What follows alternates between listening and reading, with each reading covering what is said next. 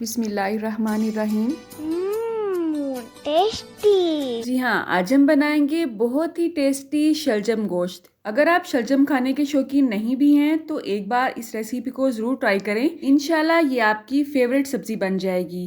तो चलें आज की इस छोटी सी वीडियो का आगाज़ इस दुआ के साथ करते हैं कि अल्लाह आप सबका दस्तरखान सजाए रखे और हम सबको सेहत और ईमान का रिज़्क अता फरमाए।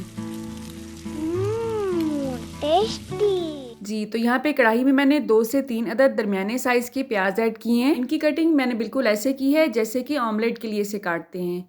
1/4 कप कुकिंग ऑयल ऐड करेंगे इसमें और थोड़ा सा नमक ऐड करेंगे, इससे प्याज जल्दी से ब्राउन हो जाएंगे। बाकी का नमक हम इसमें बाद में ऐड करेंगे। ये प्याज को ब्राउन करने की एक छोटी सी टिप है। एक बड़े साइज़ का टमाटर छिलका उतार के मैंने इसमें ऐड किया है, बारीक बारीक चॉप किया है। अब टमाटर का पानी थोड़ा सा खुश्क हो जाए तब तक इसे भूनेंगे। उसके बाद इसमें ऐड करेंगे अदरक और सब्ज़ मिर्च का पेस्ट। इसे मैंने मोटा मोटा सा कूट लिया है, आपने भी ऐसे ही ऐड करना है तो ही इसका टेस्ट बहुत अच्छा आएगा। इसमें मैंने लहसुन ऐड नहीं किया है, वो कब ऐड करेंगे वो भी आपको भी पता चल जाएगा। अब इसे हमने अच्छी तरह से इसमें भूनना है यहाँ तक कि अदरक की अच्छी सी खुशबू इसमें उठने लगे। अब अगर तो आपने चिकन इसमें ऐड करना है तो इसी पॉइंट पे ऐड कर देना है, लेकिन मैं क्योंकि इसे मटन के साथ बना रही हूँ तो मटन को मैंने ऑलरेडी बॉईल कर लिया है खड़े मसालों के साथ और उसी पॉइंट पे मैंने इसमें लहसुन भी ऐड कर दिया था, 5 से 6 बड़े जवे। आप चाहें तो प्याज ब्राउन करने के बाद इसमें कच्चा गोश्त डाल के इसे अच्छी तरह से गला सकते हैं, लेकिन उसमें टाइम थोड़ा सा ज़्यादा लग जाता है। अगर आप प्रेशर में इसे अच्छी तरह से गला लेंगे तो टाइम की बचत हो जाएगी और मिनटों में आपकी सब्ज़ी रेडी हो जाएगी गोश्त के साथ।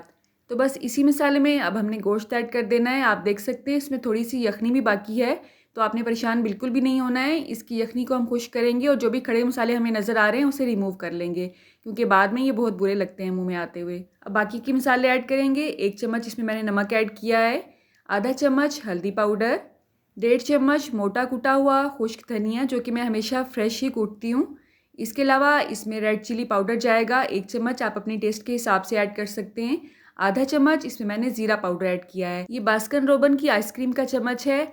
आपने मुझे ज़रूर बताना है कि मेरी तरह कौन इसे कलेक्ट करके मसालों के डब्बों में रखता है, क्योंकि हम पाकिस्तानी कौम की नेचर यही होती है कि डिस्पोजेबल चीज़ों को भी हम वेस्ट नहीं करते हैं, उसे अच्छी तरह से इस्तेमाल करने के बाद ही फेंकते हैं। तो इसे हमने मसाले के साथ अच्छी तरह से भून लेना है यहाँ तक कि जो यखनी है वो अच्छी तरह से खुश्क हो जाए। आप देख सकते हैं मसाला बहुत अच्छी तरह से भून चुका है। अभी से इसमें आपको तरी नज़र आ रही होगी। इसमें हमने नींबू निचोड़ना है, 1 नींबू इसमें मैं ऐड कर रही हूँ। अगर आप ज़्यादा खटास के शौकीन हैं तो आप इसमें ज़्यादा भी निचोड़ सकते हैं, 1 नींबू से इसमें खटास नहीं आएगी। अब यहाँ पे शलजम मैंने गोल गोल काट के इसका एक पानी निकाल दिया है बॉयल करने के बाद, और इसकी कड़वाहट काफ़ी हद तक ख़त्म हो जाती है। अगर आप सोच रहे हैं कि इसकी ग़िज़ाइयत भी पानी के साथ ही निकल जाती है तो आपने टेंशन नहीं लेनी है। आपने इतना ही पानी इसमें डालना है जिसमें ये अच्छी तरह से बॉयल हो जाएँ, लेकिन मैंने इसका एक पानी निकाल दिया था। मसाला हमारा अच्छी तरह से भुन चुका है। अब इसे हमने पोटैटो मैशर की मदद से अच्छी तरह से मैश कर लेना है। इस तरह से इसकी शक्ल निकल आएगी। अब ये भी इसमें ऐड कर देंगे हम। बॉयल करने के बाद अगर आप चाहें तो साबुत कतले भी इसमें ऐड कर सकते हैं। वो इतने नरम हो चुके हैं कि जैसे जैसे हम इसे भूनेंगे वो खुद ही इस शक्ल में आ जाएंगे।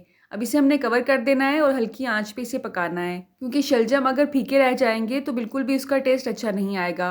अगर इसे हल्की आंच पे कुछ देर हम पकाएंगे तो शलजम और गोश्त के जो मसाले हैं वो आपस में रच बस जाएंगे और बहुत ही टेस्टी सालन रेडी होगा हमारा। अच्छा, इस सालन को अगर आप सरसों के तेल में पकाना चाहें तो वो बहुत ही टेस्टी बनता है। सरसों के तेल को घानी से लाने के बाद आपने कैसे साफ करना है कुकिंग के लिए, उसकी 3 रेसिपीज मैं आपके साथ शेयर कर चुकी हूँ। शलजम का पानी अच्छी तरह से खुश्क होने के बाद 1 बड़ा चम्मच हमने इसमें देसी घी का ऐड करना है, और ये गाय का देसी घी है। इसकी भी बहुत सी रेसिपीज आपको मेरे चैनल पर मिल जाएंगी।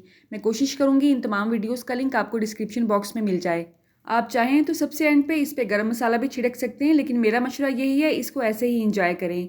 सब्ज़ मिर्च को आप काट के भी इसमें ऐड कर सकते हैं, मैं साबुत ही ऐड करती हूँ बच्चों की वजह से। सब्ज़ धनिया भी अक्सर लोग घर में पसंद नहीं करते हैं, तो आपने इसमें इस पॉइंट पे ऐड नहीं करना है सब्ज़ धनिया। गार्निश के वक्त आप इस पे ऐड कर सकते हैं। अगर आप मेरे रेगुलर व्यूअर हैं तो आपको पता होगा कि अक्सर मैं बहुत ही कम कुकिंग ऑयल और देसी घी ऐड करती हूँ अपने सालन में। तो जितना देसी घी कुकिंग ऑयल आप ऐड करेंगे उतनी ही सालन में तरी निकल के आएगी एंड पे।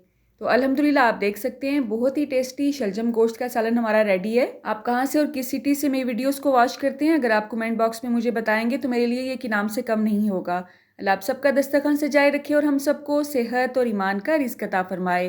अल्लाह हम सब के रिज़्क में कसरत, बरकत और आसानी अता फरमाए। रुके रुके सुने, जाने से पहले वीडियो को लाइक कर दें, अच्छी लगी तो शेयर कर दें और सब्सक्राइब करने के बाद बेल का आइकन भी जरूर प्रेस करें। जज़ाकल्लाह। मेरी नेक्स्ट वीडियो तक अल्लाह हाफ़िज़।